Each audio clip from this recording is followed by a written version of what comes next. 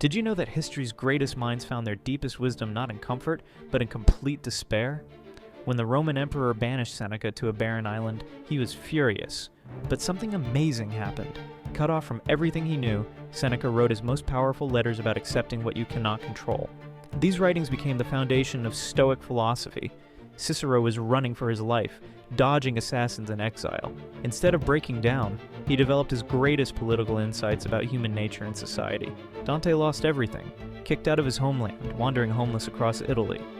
But in that darkness, he created the Divine Comedy, one of humanity's greatest spiritual masterpieces. Here's the pattern: comfort makes us lazy thinkers. But when life strips away everything familiar, our minds are forced to go deeper. We discover what truly matters. We find strength we never knew existed. Your biggest breakthrough might not come from your next vacation. It might come from your next challenge. When everything falls apart, that's when real wisdom begins.